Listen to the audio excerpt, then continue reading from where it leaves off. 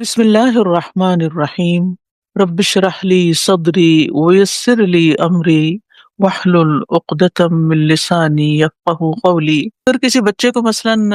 نظر لگی ہوئی ہے، روئے جا رہا ہے، خود آپ کو اپنی نظر لگی ہوئی ہے، آپ بلا وجہ رو رہے ہیں، بلا وجہ آپ کے آنسو آئے جا رہے ہیں، بلا وجہ آپ کا دل گھبرا رہا ہے، تو آپ اپنے اوپر بھی پڑھ کے دم کر سکتے ہیں، ریپیٹڈلی پڑھیں، اللہم اذھب عنی حرہا وبردہا وبصبہا، اللہم اذھب عنی، اپنے لیے انی کر لے، کسی کے لیے انہو انہا، تو آپ انشاءاللہ آپ دیکھیں گے بہت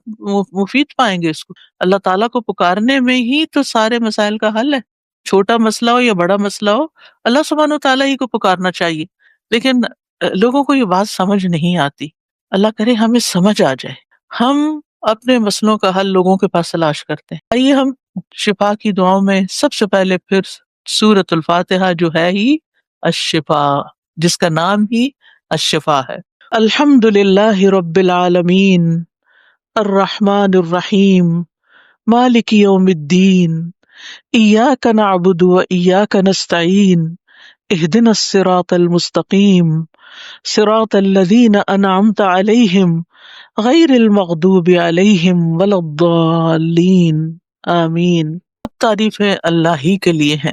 جو تمام جہانوں کا رب ہے، بہت مہربان، نہایت رحم کرنے والا، بدلے کے دن کا مالک۔ صرف تیری ہی ہم عبادت کرتے ہیں اور صرف تجھ ہی سے ہم مدد چاہتے ہیں۔ ہمیں سیدھا راستہ دکھا،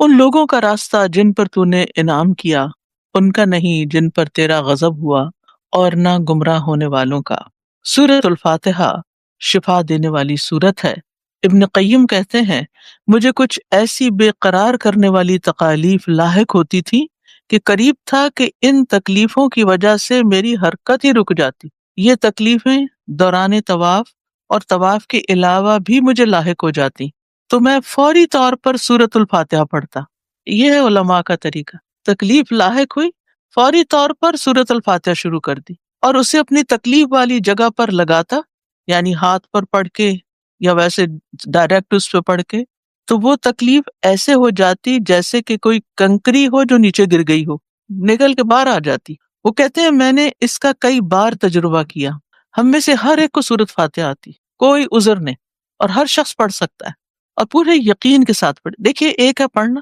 اور ایک ہے یقین کے ساتھ پڑھنا۔ جب ہم ڈھیلے ڈالے پڑھتے ہیں پتہ نہیں ٹھیک ہوں گی کہ نہیں، پھر مجھے گولی کھا لینی چاہیے، تو نہیں، سب سے پہلے گولی کھانے سے بھی پہلے سورۃ فاتحہ پڑھیں۔ یہ وہ مدارج السالکین ان کی کتاب ہے، اس کے اندر وہ یہ بات لکھتے ہیں۔ ہے تو یہ اللہ کا کلام، لیکن اس کا اسلوب دعائیہ ہے سورۃ الفاتحہ کا، یعنی دعا ہے ایک طرح سے، اور اللہ سبحانہ تعالیٰ نے ہمیں یہ سکھائی ہے کہ مجھ سے اس طرح مخاطب ہوا کرو، یعنی مجھ سے اس طرح مانگا کرو۔ اور یہ دعا جو ہے، یعنی یہ سورت جسمانی بیماریوں کے علاوہ اگر کوئی چیز کاٹ جائے، جیسے سانپ کا زہر ہو یا بچھو وغیرہ ہو، یا کوئی بھی چیز لگ جائے، چوٹ لگ جائے، گر جائے، ٹوٹ جائے، یا دیوانگی جیسی کوئی بیماری جنون کی لاحق ہو، سبھی میں فائدہ دیتی۔ اور وہ مشہور حدیث جو صحیح بخاری میں ہے، جس میں سفر کے دوران صحابہ کرام نے ایک قبیلے کے سردار کو سورۃ الفاتحہ پڑھ، ان میں سے ایک صحابی نے سورۃ الفاتحہ پڑھ کر دم کیا تھا اس کو، تو وہ اچھا بھلا ہو گیا، یعنی بچھو نے کاٹا تھا اور اس پر سورۃ فاتحہ پڑھ کے لعاب لگایا اور وہ درست ہو گیا۔ اسی طرح ایک اور موقع پر ایک مجنون شخص کے اوپر پڑھا تو وہ ٹھیک ہو گیا۔ تو اس سورت کو سورۃ الشفا بھی کہا گیا ہے، اس کو رقیہ بھی کہا جاتا ہے، یعنی دم کرنے والی سورت۔ اس کو سبع من المثانی بھی کہا جاتا ہے، بار بار پڑھی جانے والی آیات، یعنی آپ نے جب دم کرنا ہے تو ریپیٹڈلی کرنا ہے، یقین، اور ہاں بلند آواز سے، کیونکہ جو قرآن مجید کے ساتھ جب ہم آواز بلند کر کے صحیح مخارج کے ساتھ اچھے سے پڑھتے ہیں تو اس کی جو لہریں جاتی ہیں وہ جسم کو ہٹ کرتی ہیں، یا درد والی یا تکلیف والی جگہ کو، اور اس سے بھی فائدہ ہوتا ہے۔ یعنی منہ میں نہیں پڑھیں، چپ چپ کر کے نہیں پڑھیں، اونچی آواز میں پڑھیں، مریض کو سنوائیں، اور اگر مریض اونچا سوتا ہے تو کان کے پاس سنوائیں، اس کے سنوانے سے فائدہ ہوتا ہے۔ یہ وہ صورت ہے جس کو آسمان سے وہ فرشتے لے کر نازل ہوئے تھے جو پہلی بار زمین پہ آئے تھے، اور یہ وہ صورت ہے جو بندے اور اللہ رب العزت کے درمیان تقسیم کی ہوئی ہے۔ بندہ اللہ کی حمد بیان کرتا ہے، بزرگی بیان کرتا ہے، اللہ تعالیٰ جواب دیتے ہیں، بندے نے میری بزرگی بیان کی، میری حمد بیان کی، یہ میرے اور میرے بندے کے درمیان ہے، اور پھر جو بندہ مانگے گا اس کو ملے گا۔ اور پھر بندہ ایاک نعبد و ایاک نستعین پڑھ کے اہدنا الصراط المستقیم اور صراط الذین انعمت علیہم، اور یہ انعام دنیا کا بھی ہے اور یہ انعام آخرت کا بھی ہے۔ تو اس لیے بہتر یہ ہے کہ روزانہ کی بنیاد پر اس کو پڑھنے کی عادت آپ بنا سکتے ہیں، تاکہ وہ بیماری ہیں جن کو ہم جانتے ہیں اور وہ جن کو ہم جانتے ہی نہیں، کچھ ایسی چیزیں بھی تو اندر چھپی ہوئی ہیں نا جس کا ہمیں پتہ ہی نہیں۔ تو آپ کیا کر سکتے ہیں کہ مثلاً آپ صبح اپنے لیے پانی کا ایک گلاس بھرتے ہیں، ایک مثال ہے، تو آپ کیا کریں،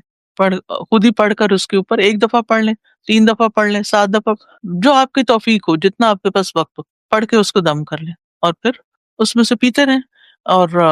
اسی طرح بچوں کو بھی پلا سکتے ہیں۔ پھر اسی طرح یہ ہے کہ یہ چھوٹی موٹی بیماریوں کے علاوہ جو خطرناک بیماریاں ان میں بھی فائدہ دیتی ہے۔ کئی کینسر کے مریض اس کے بارے میں ریکارڈڈ ہے کہ سورت کے پڑھنے سے شفا یاب ہوئے۔ ایک شخص کو جگر کا کینسر تھا، انہوں نے یہ سورت پڑھنی شروع کی تو بالکل ٹھیک ہو گئے۔ ایک شخص کو بلڈ کینسر تھا جس کو ڈاکٹر نے بالکل جواب دے دی، اور اس کی شادی میں 6 ماہ کا وقت تھا، تو اس شخص نے سورت فاتحہ کا معمول بنا لی، زیادہ سے زیادہ پڑھنی شروع کر دی، اور آج الحمدللہ اس کے 3 بچے ہیں اور وہ زندہ ہے اللہ کے فضل و کرم سے۔ تو یعنی کہ کسی بھی طرح کی، اسی طرح روحانی بیماریاں، جادو کا اثر ہے، کچھ ہے، دل غمگین رہتا ہے، ٹینشن رہتی ہے، ہر چیز میں ٹھیک فائدہ دیتی۔ اسی طرح ایک خاتون کے بارے میں میں نے کہیں پڑھا کہ وہ اس کی ٹانگ میں شدید درد ہوتا تھا، تو لگتا ایسا تھا کوئی جسمانی بیماری ہے، تو ایک شیخ وحید بن عبد السلام کہتے ہیں کہ میں نے اس پر سورت فاتحہ پڑھنی شروع کر دی، دم کرنا شروع کر دیا، تو اس پر اچانک دورہ سا پڑ گیا اور جن بول پڑا، اور جن نے اس کی ٹانگ پکڑی ہوئی تھی، تو انہوں نے اس کو نکل جانے کا حکم دیا، وہ نکل گیا تو عورت پھر چلنے پھرنے کے قابل ہوگی، وہ درد ختم ہوگی۔ آپ دیکھیے کہ کئی دفعہ ایسے ہو نا، لوگ کہتے ہیں کہ ہم نے سارے ٹیسٹ کروا لیے، کچھ بھی نہیں ہے، جن تو ٹیسٹوں میں نہیں آئیں گے تو اگر انہوں نے کچھ پڑھا ہو۔